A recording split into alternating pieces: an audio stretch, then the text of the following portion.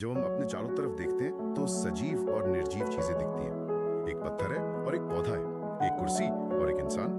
और हम सब जानते हैं कि इनमें फर्क है, पर कभी सोचा है कि ये फर्क असल में है क्या? वो कौन सी एक चीज है जो एक चींटी को जिंदा बनाती है लेकिन रेत के कण को नहीं? सवाल तो बहुत ही बुनियादी है, लेकिन इसका जवाब ही जीवन के सबसे बड़े रहस्य का दरवाजा खोलता है। बिल्कुल। और दिलचस्प बात यह है कि इस सवाल का जवाब किसी बहुत जटिल चीज में नहीं, बल्कि जीवन की सबसे छोटी, सबसे बुनियादी इकाई में छिपा है। हमारे सामने जो स्रोत है वे हमें बताते हैं कि सजीव और निर्जीव के बीच की महान दीवार सिर्फ एक चीज पर टिकी है, कोशिका यानी सेल। उसकी मौजूदगी या गैर मौजूदगी, अगर वो है तो जीवन है, अगर नहीं तो नहीं। तो आज की हमारी ये पूरी चर्चा इसी अद्भुत दुनिया के बारे में है। हम कोशिका के ब्रह्मांड में उतरेंगे।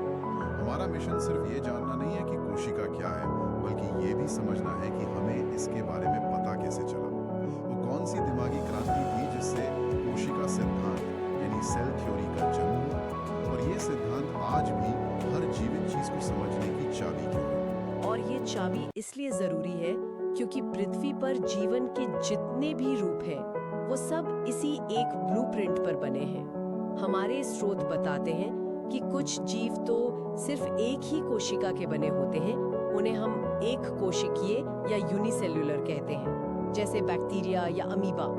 वो एक अकेली कोशिका ही उनका पूरा संसार है। और फिर हम जैसे जीव हैं जो खरबों कोशिकाओं से मिलकर बने एक जटिल समुदाय की तरह हैं, जिन्हें बहुकोशिकीय या मल्टीसेल्युलर कहा जाता है। लेकिन कहानी की शुरुआत वो हमेशा एक कोशिका से ही होती है। ये सोचना ही अपने आप में कमाल है। तो चलिए सबसे पहले और सबसे जरूरी सवाल पर आते हैं। एक अकेली कोशिका जो हमें आंखों से दिखती भी नहीं, वो ऐसा क्या कर सकती है कि हम उसे जीवन की इकाई कहते हैं? इसमें दो असाधारण क्षमताएं हैं जो इसे खास बनाती हैं। पहली, वो अपने दम पर अकेले जिंदा रह सकती है, उसे किसी के सहारे की जरूरत नहीं है। इसे हम स्वतंत्र अस्तित्व कहते हैं। सोचिए, घर बनाने के लिए हमें ईंट, सीमेंट, लकड़ी सब कुछ चाहिए। कोई भी चीज अकेले घर नहीं बना सकती, लेकिन एक कोशिका वो अपने आप में एक पूरा घर है, एक पूरा शहर है। पूरा शहर? ये एक दिलचस्प तरीका है इसे देखने का। मतलब उसके अंदर ही सब कुछ चल रहा है। हाँ, और यही इसकी दूसरी क्षमता है। वो जीवन को चलाने वाले सभी जरूरी काम खुद कर सकती है। उसे ऊर्जा पैदा करनी है, वो कर लेगी। उसे कचरा बाहर निकालना है, वो भी कर लेगी। उसे अपनी नकल बनाकर संख्या बढ़ानी है, वो भी संभव है। पोषण, श्वसन, उत्सर्जन, प्रजनन, ये सब काम एक अकेली कोशिका के अंदर हो रहे हैं। इसीलिए इसे सिर्फ संरचनात्मक यानी स्ट्रक्चरल इकाई नहीं कहते, बल्कि क्रियात्मक यानी फंक्शनल इकाई भी कहते हैं। वो जीवन का ढांचा भी है और जीवन को चलाने वाला इंजन भी। मतलब कोशिका से छोटा कुछ भी अपने दम पर जिंदा नहीं रह सकता। बिल्कुल। कोशिका के अंदर के जो हिस्से हैं, जैसे माइटोकॉन्ड्रिया या न्यूक्लियस, अगर अपने बाहर निकाल दें तो वो खुद में जीवन नहीं है, लेकिन एक पूरी कोशिका वो जीवन है। ये तो अविश्वसनीय है कि इतनी छोटी सी चीज जीवन का पूरा आधार है। लेकिन ये बात हमें पता कैसे चली? आज तो हमारे पास शक्तिशाली माइक्रोस्कोप है, पर किसी ने तो पहली बार झांक कर उस दुनिया को देखा होगा। बिल्कुल, और ये कहानी विज्ञान के सबसे रोमांचक पन्नों में से एक है। इसकी शुरुआत किसी बड़ी यूनिवर्सिटी की लैब में नहीं, बल्कि 17वीं सदी में हॉलैंड के कपड़ा व्यापारी के घर से होती है। उनका नाम था एंटोनी वॉन ल्यूवेनहॉक। वो कोई पेशेवर वैज्ञानिक नहीं थे। उनका शौक था शीशे घिसकर लेंस बनाना, और वो ऐसे लेंस बनाते थे जो उस जमाने में किसी के पास नहीं थे। एक शौकिया वैज्ञानिक, ये तो और भी दिलचस्प है। तो उन्होंने अपने बनाए लेंस से क्या देखा? उन्होंने हर उस चीज को देखा जिसे वो देख सकते थे। अपने दांतों की खुरचन, बारिश की एक बूंद, तालाब का गंदा पानी। और जब उन्होंने तालाब के पानी की एक बूंद को अपने माइक्रोस्कोप के नीचे रखा तो हैरान रह गई। उन्होंने देखा कि उस एक बूंद में हजारों छोटे छोटे जीव तैर रहे थे, घूम रहे थे। उन्होंने उन्हें एनिमैलिक्यूल्स यानी नन्हे जानवर कहा। अच्छा। वो इंसानियत के इतिहास में पहले व्यक्ति थे जिन्होंने एक कोशिका वाले जीवों की इस छिपी हुई दुनिया को देखा था। अब उस पल की कल्पना कर सकते हैं, एक पूरी नई दुनिया जो हमेशा से हमारी नजरों के सामने थी पर अदृश्य थी। सच में ये तो एक नए महाद्वीप की खोज करने जैसा रहा। तो ल्यूवेनहॉक ने दरवाजा खोला, इसके बाद क्या हुआ? क्या लोगों ने तुरंत समझ लिया कि ये जीवन की इकाई है? नहीं, इतनी जल्दी नहीं। इसमें काफी वक्त लगा।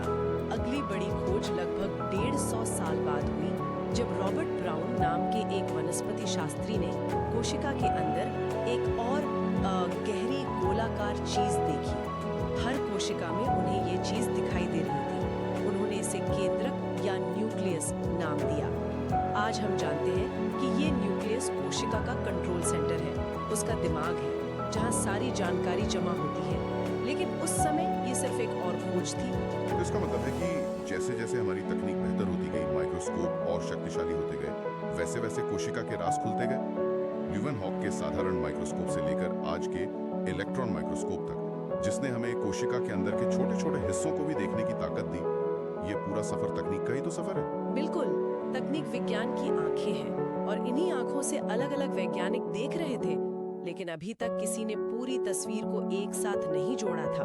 सब अपने अपने पजल के टुकड़े इकट्ठे कर रहे थे। तो फिर ये सारे टुकड़े जुड़े कैसे? वो कौन सा पल था जब अलग अलग खोजें मिलकर एक बड़े सिद्धांत में बदल गई? एक ऐसा सिद्धांत जो पूरे जीव विज्ञान को एक धागे में पिरोने वाला था।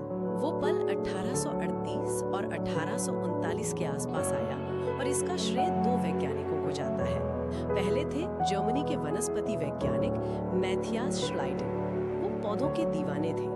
उन्होंने अनगिनत पौधों के हिस्सों को माइक्रोस्कोप के नीचे देखा और हर बार एक ही नतीजे पर पहुंचे कि पौधों का हर हिस्सा, चाहे वो पत्ती हो, तना हो या जड़, सब कुछ छोटी छोटी इकाइयों से बना है जिन्हें कोशिका कहते हैं। उन्होंने ऐलान किया कि सभी पौधे कोशिकाओं से बने होते हैं। ठीक है, तो श्लाइडन ने पौधों का नियम तय कर दिया, लेकिन जानवरों का क्या? वहीं पर कहानी में दूसरे हीरो की एंट्री होती है, थियोडोर श्वान, जो एक साल बाद 1839 में अपनी खोज लेकर आए। वो एक प्राणी वैज्ञानिक थे और जानवरों पर काम कर रहे थे। उन्होंने भी वही पाया जो श्लाइडन ने पौधों में पाया था, कि सभी जानवरों के ऊतक भी कोशिकाओं से बने हैं। लेकिन श्वान ने एक कदम और आगे बढ़ाया। उन्होंने देखा कि जंतु कोशिकाओं के बाहर एक बहुत ही पतली, लगभग अदृश्य झिल्ली होती है। ये कोई मामूली परत नहीं थी, ये एक तरह का गेट कीपर है जो तय करता है कि कोशिका के अंदर क्या जाएगा और क्या बाहर आएगा। आज हम इसे प्लाज्मा मेम्ब्रेन कहते हैं। और पौधों में भी उन्हें यही झिल्ली मिली? हाँ, मिली। लेकिन पौधों में इस झिल्ली के बाहर एक और मोटी, सख्त दीवार थी जिसे कोशिका भित्ति या सेल वॉल कहते हैं। और श्वान समझ गई कि यह सख्त दीवार ही है जो पौधों को उनका निश्चित आकार देती है, जबकि जंतु कोशिकाओं में ये नहीं होती, इसलिए वे ज्यादा लचीली होती हैं। रुकिए, तो एक वैज्ञानिक जर्मनी में पौधों को देख रहा है, दूसरा जानवरों को, और दोनों एक ही नतीजे पर पहुंच रहे हैं। ये सिर्फ एक इत्तेफाक तो नहीं हो सकता? बिल्कुल नहीं। और यहीं पर विज्ञान की खूबसूरती सामने आती है। कहते हैं कि श्लाइडन और श्वान एक दिन साथ में खाना खा रहे थे और अपने काम पर बात कर रहे थे। श्लाइडन ने अपने पौधों की कोशिकाओं के बारे में बताया और श्वान के दिमाग की बत्ती जल गई। उन्होंने महसूस किया कि वो दोनों असल में एक ही चीज देख रहे हैं। पौधों और जानवरों की दुनिया अलग अलग नहीं है, बल्कि एक ही बुनियादी नियम पर बनी है। उसी चर्चा से एक क्रांतिकारी परिकल्पना का जन्म हुआ, जिसे श्वान ने सामने रखा। सभी सजीव प्राणी, चाहे वो पौधे हों या जानवर, कोशिकाओं और उनके उत्पादों से मिलकर बने हैं। ये तो बहुत बड़ा बयान था। इसने पहली बार पूरे जीव जगत को एक ही नियम के नीचे ला दिया। तो क्या इसी को कोशिका सिद्धांत कहा गया? हाँ, श्लाइडन और श्वान ने मिलकर इसी आधार पर कोशिका सिद्धांत को दुनिया के सामने रखा। ये एक शानदार सिद्धांत था, लेकिन इसमें एक बहुत बड़ी कमी थी। एक ऐसा सवाल था जिसका जवाब उनके पास नहीं था, और ये सवाल पूरी थ्योरी पर एक प्रश्न चिन्ह लगा रहा था। तो एक मिनट, उनके पास ये शानदार सिद्धांत था कि सब कुछ कोशिकाओं से बना है, लेकिन उन्हें ये नहीं पता था कि कोशिकाएं आती कहाँ से हैं। ये तो कहानी का सबसे बड़ा हिस्सा गायब होने जैसा है। बिल्कुल, और ये कोई छोटा मोटा सवाल नहीं था।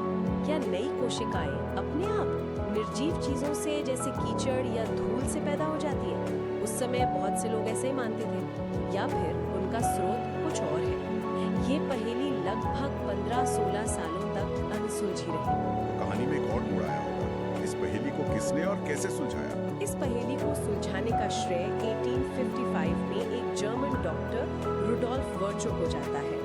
वो सिर्फ एक वैज्ञानिक नहीं, एक पैथोलॉजिस्ट थी जो बीमारियों का अध्ययन करती थी। उन्होंने बीमार ऊतकों का अध्ययन करते हुए देखा कि कोशिकाएं बट रही हैं, विभाजित हो रही हैं। उन्होंने हजारों बार ये प्रक्रिया देखी और एक बहुत ही सरल लेकिन गहरा निष्कर्ष निकाला।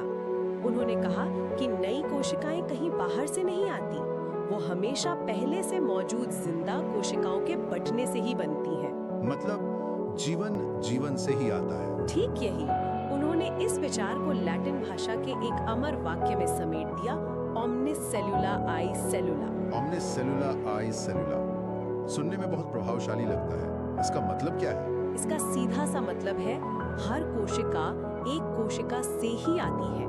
इस एक वाक्य ने कोशिका सिद्धांत की सबसे बड़ी कमी को हमेशा के लिए दूर कर दिया। इसने स्वतः जनन यानी स्पॉन्टेनियस जनरेशन के विचार को खारिज कर दिया कि जीवन निर्जीव चीजों से पैदा हो सकता है। विर्चो ने श्लाइडन और श्वान के सिद्धांत को अधूरा नहीं छोड़ा, बल्कि उसे पूरा किया और एक नया, ज्यादा मजबूत कोशिका सिद्धांत दुनिया के सामने रखा। ये तो एक बहुत बड़ा वैचारिक बदलाव था। मतलब जीवन किसी जादुई शक्ति से नहीं, बल्कि मौजूदा जीवन से ही आगे बढ़ता है। इसने जीव विज्ञान की दिशा ही बदल दी हो। तो अगर हम आज के समय में इस पूरे सिद्धांत को समेटना चाहें, तो इसके मुख्य बिंदु क्या है? आज इस सिद्धांत के 2 सुनहरे नियम हैं जो जीव विज्ञान की नींव है। पहला, जैसा श्लाइडन और श्वान ने कहा था, सभी जीव कोशिका व कोशिका उत्पाद से बने होते हैं। दुनिया का हर जीवित प्राणी, चाहे वो एक अदृश्य बैक्टीरिया हो या एक विशालकाय ब्लू व्हेल, वो या तो एक कोशिका है या खरबों कोशिकाओं का एक संगठित समूह है। इसमें कोई अपवाद नहीं है। और दूसरा नियम विर्शो का दिया हुआ होगा। हाँ, दूसरा नियम है सभी कोशिकाएं पूर्व स्थित कोशिकाओं से ही